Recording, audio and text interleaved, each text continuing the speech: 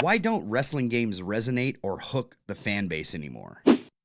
Let's take a journey. WrestleFest, WWF Royal Rumble, and WrestleMania the arcade game were the games I grew up on in the Super Nintendo days. Once PlayStation 1 and Nintendo 64 came out, we got games like Warzone, Thunder, and WWF Attitude. But all these games had one thing in common. They didn't feel like wrestling. 1997 was the year that changed wrestling video games forever. WCW World Tour was released and simply felt different. You had grapples and movement that felt like something we have never experienced before.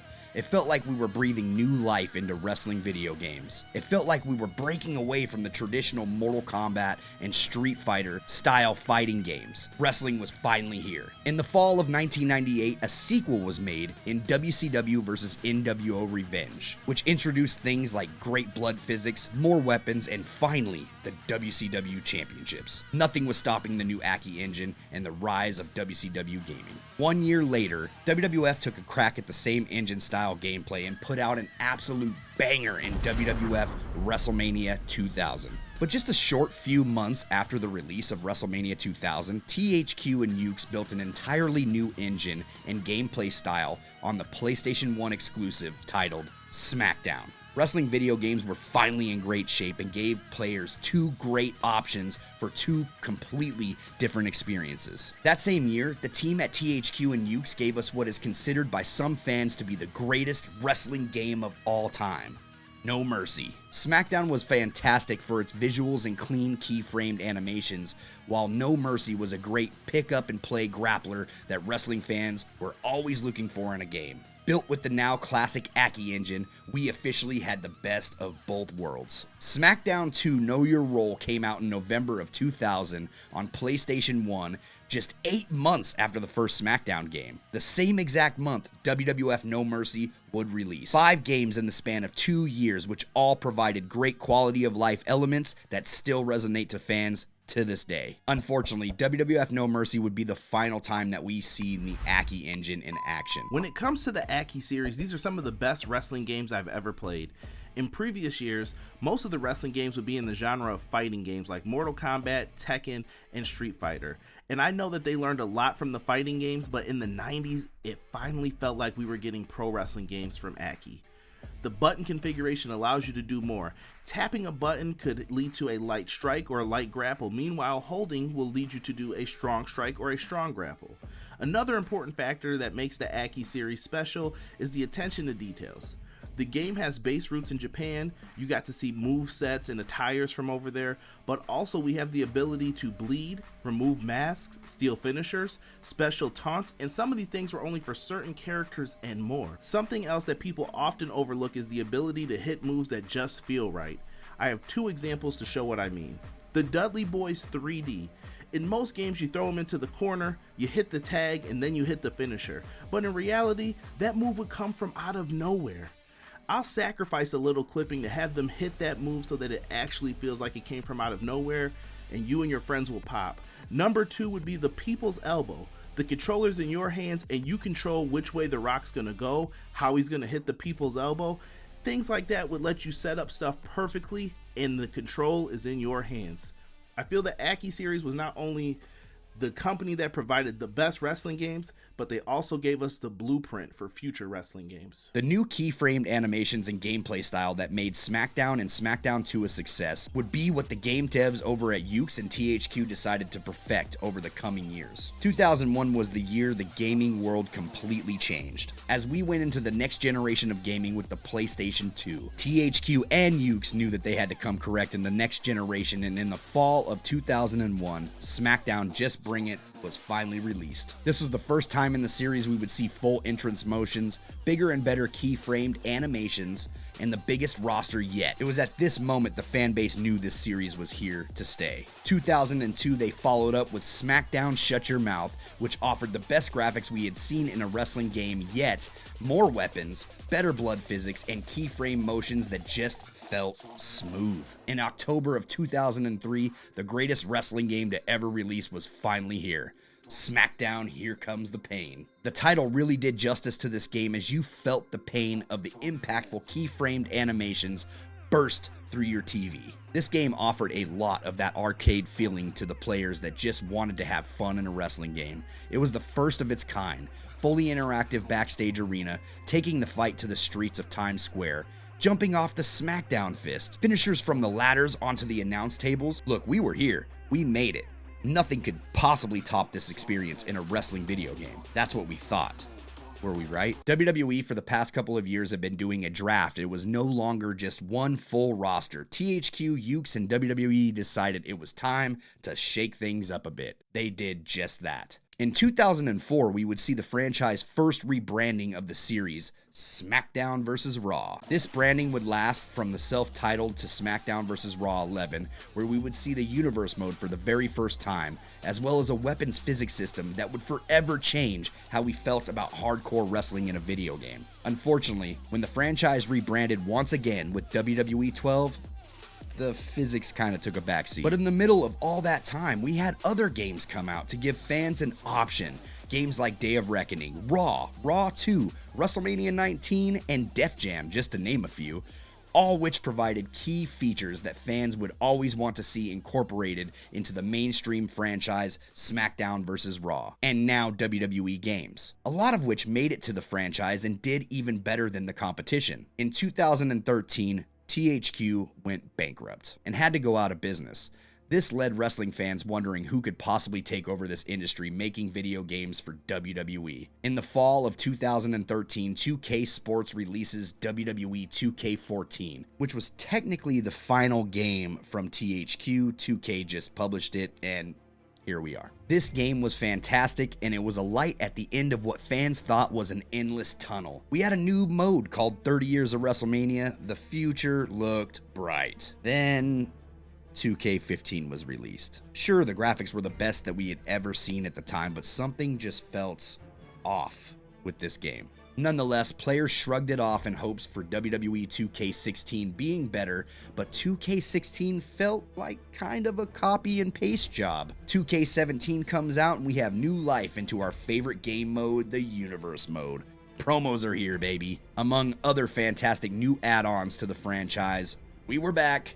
WWE 2K18 rolls around and the disappointment was at an all-time high. How can the devs that made SmackDown Here Comes the Pain produce such garbage? The gameplay felt lifeless. The high spots were few and far between. The blood physics got worse and fan favorite features were removed from the game altogether. The controller layout started to change over the years, as well as how many times you were allowed to reverse, and the restrictions were endless. This was starting to feel like we were going back in time rather than moving forward with bigger and better gameplay. 2K19 is released and wrestling has finally made its way back into a wrestling game with chain wrestling, blood that's bigger and better than ever, and the restrictions became less. A couple of the key features included diminishing face paint and the removal of singlet straps, but it still felt like something was missing in our wrestling games. Before 2K20 was released, 2K and Visual Concepts decided they wanted to take a crack at the games without the help of Ukes. Ukes gave 2K and Visual Concepts the engine, the codes, every asset that they had made since the beginning of the franchise. And then we got 2K20. Kind of. This game came out with more bugs wrestling fans have ever seen in a game. 2K decided to change every control layout possible, including adding reversals to the face buttons. Disgusting. Though not all was lost, they did bring in a grapple system that didn't require a lockup before hitting the moves, which was fantastic. But other than that, this is possibly the biggest disgrace to ever release to wrestling video game fans. But what was the fan base to do? There was no competition, there was no inspiration, there was no reason for 2K to do better for its fan base. Without fully knowing how to work the code and engine handed down from Ukes, 2K was forced to completely skip a year of release. Fast forward to 2K22. Graphics were bigger and better than ever. A new mode was introduced to the franchise in my faction. Camera angles changed to give us a new feel, and man, did it ever. It felt like we were watching WWE TV, except with Mortal Kombat fighting stances and movement, unrealistic timing, and a lack of things to do in the matches. AEW announces their new video game coming soon, AEW Fight Forever, claiming they are breaking away from what you play in today's games and going back to a time that felt good, felt right, felt like wrestling. Kenny Omega wanted AEW Fight Forever to feel like a mix of No Mercy and Here Comes the Pain. This left fans excited and overjoyed that we had an option again on the way to stores near you. WWE 2K23 comes out, and would you look at that? All these years begging for War Games to be in the game has finally made its way to the franchise. I guess competition does matter. Weird. Unfortunately, gameplay-wise, War Games was the only upgrade to last year's edition of WWE 2K22. My Faction became a mode the player base could not stand, as we got a ton of models, attires, and themes locked behind the mode only.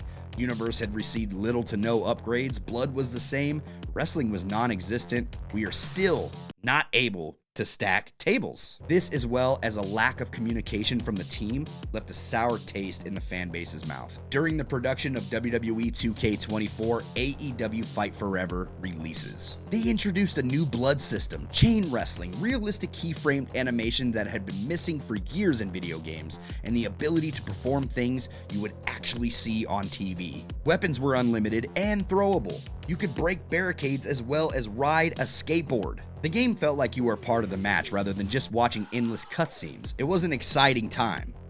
For about 2 weeks. The gameplay was exciting and probably some of the best gameplay we had seen in years, but the game lacked everything that THQ, Yuke's, Visual Concepts, and 2K had built over the years. The 2K games had community creations and an endless creation suite. It had a universe mode. It had My Faction, if you were into that. Showcase mode, as well as a long-winded My Rise. AEW Fight Forever had limited match types, one career mode that you could beat in an hour, and a very limited creator wrestler feature. The time has come for WWE 2K24 to release, and the fan base has never been more excited to get their hands on this one. The game offered 4 new match types, all new blood system, which is something we had been begging the team to add for about 10 years now. Throwing weapons, and the return of 40 years of WrestleMania. Diminishing face paint had returned, as well as the removal of singlet straps. My Faction offered a new card called Persona Cards, which are playable across all modes, a new minigame, Trading Blows, which introduced a TV element, and the biggest DLC and roster the franchise had ever done before. We were officially back. I guess competition is good for business, am I right? After playing the game for the first couple of months, players had seen it all. Universe mode was in the worst state it's ever been in. The game was riddled with bugs, from logo crashing to data being corrupted, even storage space glitches from downloading from community creations. Titles looked like molded trash, as well as the worst online servers we'd ever seen in the series. People were spending hundreds of dollars on VC in hopes to get Persona cards, and 2K banned the community's favorite creator and modder, What's the Status, and then started working with him. Yeah, I guess a lot has happened in the last 3 months. It's great that 2K took inspiration from their competition and added so many quality of life features, but they lack what's kept players coming back each and every year from the OG games like SmackDown vs. Raw. A hook. With WWE 2K25 in production, and has fans wondering, is it even worth continuing with the franchise if they don't even care about what the fans actually want in a wrestling game? I reached out to a good friend of mine and asked him what he believed would be a good hook for the next installment of the series. Here's what he had to say. As a fan of the series who values gameplay above everything, if there's one selling point that would put this series over for me, it would undoubtedly be for 2K to prioritize pro wrestling. After all, this is supposed to be a wrestling experience, not the UFC, not a knockoff arcade fighting game, a video game homage to professional wrestling. So there's no need for the overly forced combo feature, the MMA style head movement, and the downright awful fighting stances. Why go outside of the genre searching for features that already exist within the realm of pro wrestling? Duck unders, float overs, go behind, standing switches, these are all evasive maneuvers, and ones that make far more sense than what we currently have. Speaking of some much needed and appreciated features, why not give us things like chain wrestling, test of strength, all-out brawls? These features would be very useful at the beginning of a match to help control the match pacing. Give us features like limb damage selling, realistic submission mechanics such as crawling to the ropes and rope break animations. Bring back the 5 count. You know, that thing that is a legitimate rule in professional wrestling? In terms of the wrestlers themselves, I want wrestlers who not only look the part but behave and move like their real life counterparts. Let's also greatly expand the interactions, everything from wrestlers to the refs, the steel steps, the fans, the announce tables, and even the announcers themselves are all part of a very tangible ecosystem that we should be able to have a meaningful interaction with. Details like these are what make wrestling so compelling and ultimately what could finally lift this series from being just another fighting game with WWE branding and likenesses and into something that resembles a legitimate wrestling experience. With wrestling features not being implemented into these games, I'm simply just losing interest each and every year. Spots are less, restrictions are high, and gameplay is slowing down more and more. I'd like to feel included in the matches I'm playing and not just have to watch a cutscene unfold. I'd like these crappy fighting stances to go away and for combos to not feel like I'm playing Mortal Kombat. I'd like to stack tables and have endless chaos in a match. I'd like some love shown to modes that actually matter to the fan base and not just their cash cow for microtransactions. I'd like ladder and cage matches to actually feel good while playing them. I'd like them to stop all the copy and paste jobs and actually put love into this franchise and to finally give us fans the respect we deserve. I'd like for this game to represent what we actually see on TV while feeling like I'm a part of the matches and not just a spectator. Fans don't care about clipping issues. We care about our freedom. We care about fun. We care about our time, and we care about our money. So if you made it this far into the video, I'm posing this question to you. What would hook you in the next installment of WWE 2K?